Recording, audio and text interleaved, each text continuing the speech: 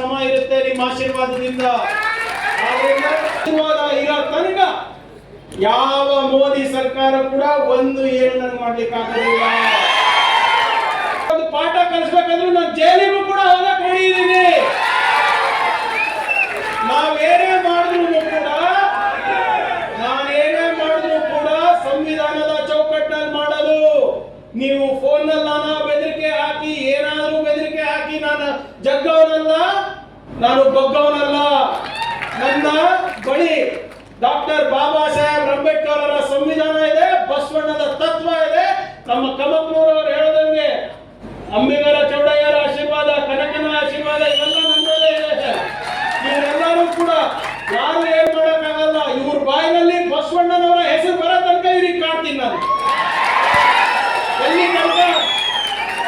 ತನಕ ಇವ್ರ ಬಾಯಿನಲ್ಲಿ ಬಸವಣ್ಣ ಬರೋದಿಲ್ಲ, ಬುದ್ಧ ಬರೋದಿಲ್ಲ, ಬಾಬಾ ಸಾಹೇಬ್ ಅಂಬೇಡ್ಕರ್ ಅವರು ಬರೋದಿಲ್ಲ, ಎಲ್ಲಿ ತನಕ ಇವರು ಕಾನೂನಿನ ಚೌಕಟ್ಟಿನಲ್ಲಿ ಕೆಲಸ ಮಾಡಲ್ಲ, ಅಲ್ಲಿ ತನಕ ನನ್ನ ಶ್ರಮ ಇರುತ್ತೆ ನಿಮ್ಮ ಆಶೀರ್ವಾದದಿಂದ. ಆದ್ರಿಂದ ನಾನು ಹೆಚ್ಚೇನು ಮಾತಾಡಲಿಕ್ಕೆ ಹೋಗೋದಿಲ್ಲ. ದಯವಿಟ್ಟು ಈಗ ಹೇಳಕ್ಕೆ ಅದು ಗೊತ್ತದಪ್ಪ, ರಾಮ ಜನ್ಮಭೂಮಿನೂ ರಿಜಿಸ್ಟರ್ಡ್ ಅದ ಅಂತ ಈಗ ಹೇಳತ್ತ. ಅದಕ್ಕೆ ಅವರ trust and RSS cannot be trusted. That is the difference. ಆದ್ರಿಂದ ನಾನು ಹೆಚ್ಚೇನು ಮಾತಾಡ್ಲಿಕ್ಕೆ ಹೋಗೋದಿಲ್ಲ. ಇವತ್ತಿನ ದಿನ ನೀವೇನು ನನಗೆ ಬಹಳ ಒಂದು ದೊಡ್ಡ ಜವಾಬ್ದಾರಿಯನ್ನು ಕೊಟ್ಟಿದ್ದೀರಾ, ಅದು ಬಹಳ ಪ್ರಾಮಾಣಿಕವಾಗಿ ಮಾಡ್ತೀನಿ ಅಂತ ನಿಮ್ಮ ಹತ್ರ ಹೇಳಲಿಕ್ಕೆ ನಾನು ಬಯಸ್ತಾ ಇದ್ದೀನಿ. ನಿಮ್ಮ ಪ್ರೀತಿ, ನಿಮ್ಮ ವಿಶ್ವಾಸ ಮತ್ತು ನಿಮ್ಮ ನಂಬಿಕೆಗೆ ಯಾವತ್ತೂ ಕೂಡ ನಾನು ದ್ರೋಹ ಮಾಡೋದಿಲ್ಲ, ಅದಕ್ಕೆ ಕಪ್ಪು ಚುಕ್ಕೆ ಕೂಡ ತರಲಿಲ್ಲ ಅಂತ ನಾನು ಹೇಳಲಿಕ್ಕೆ ಇವತ್ತು ನಿಮ್ಮ ಮುಂದೆ ನಾನು ಬಂದಿದ್ದೇನೆ. ನಿಮ್ಮ ನಿರಂತರವಾದಂತ ಸಹಕಾರ, ಸಹನೆ ಮತ್ತು ಆಶೀರ್ವಾದ ಯಾವ ರೀತಿ ಖರ್ಗೆ ಸಾಹೇಬ್ರ ಮೇಲಿತ್ತು, ಧರ್ಮಸಿಂಗ್ ಸಾಹೇಬ್ರ ಮೇಲಿದೆ, ಮತ್ತೆಲ್ಲ ನಮ್ಮ ಹಿರಿಯರ ಮೇಲಿದೆ, ಅದೇ ನಿಟ್ಟಿನಲ್ಲಿ ನನಗೂ ಕೂಡ ಸದಾ ನಿಮ್ಮ ಆಶೀರ್ವಾದದ ಅವಶ್ಯಕತೆ ಇರುತ್ತೆ, ಬೇಕಾಗುತ್ತೆ ಅಂತ ನಾನು ನಿಮ್ಮ ಹತ್ರ ಕೇಳ್ಕೊತಾ ಇದ್ದೀನಿ. ಯಾಕಂದ್ರೆ ನಾನು ಸಣ್ಣ ಪುಟ್ಟ ಹೋರಾಟ ಮಾಡ್ತಾ ಇಲ್ಲ. ಇವತ್ತೆಲ್ಲ ನಾವು ಬಹಳ ಕಾಳಜಿ ವಹಿಸಿ ಇವತ್ತು ನಮ್ಮ ಅಧ್ಯಕ್ಷರು ಡೆಲ್ಲಿಯಿಂದ ನನಗೆ ಹುಟ್ಟಿನ ಮನುಷ್ಯರಾದಂತ ನಮ್ಮ ಸರ್ದಾರ್ ಪಟೇಲ್ ಅವರ ಪುತ್ಳಿಯನ್ನ ನಾನು ಕೊಟ್ಟಿದ್ದಾರೆ.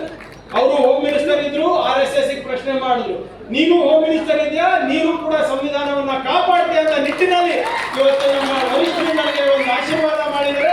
ನಿಮ್ಮ ಆಶೀರ್ವಾದ ಇರೋ ತನಕ ಯಾವ ಮೋದಿ ಸರ್ಕಾರ ಕೂಡ ಒಂದು ಏನು ನನಗೆ ಮಾಡ್ಲಿಕ್ಕೆ ಆಗೋದಿಲ್ಲ. ಸಂವಿಧಾನ ಇರೋ ತನಕ ಯಾರು ನನಗೇನು ಮಾಡಲಿಕ್ಕಾಗೋದಿಲ್ಲ. ನನ್ನ ಪ್ರಾಮಾಣಿಕ ಪ್ರಯತ್ನ ನಮ್ಮ ರಾಜ್ಯಕ್ಕಿರುತ್ತೆ, ನಮ್ಮ ಪ್ರಾಮಾಣಿಕ ಪ್ರಯತ್ನ ನಮ್ಮ ಪಕ್ಷಕ್ಕಿರುತ್ತೆ.